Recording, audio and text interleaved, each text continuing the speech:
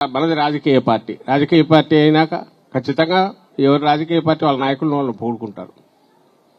కానీ తల ఎగరేసి సగర్వంగా పొగుడుకోగలిగిన నాయకుడు ఎవరన్నా ఉన్నారంటే జగన్మోహన్ రెడ్డి గారు అవుతారు.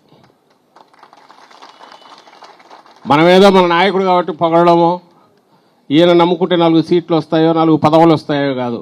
ఎందుకంటే ఈరోజు లేవు.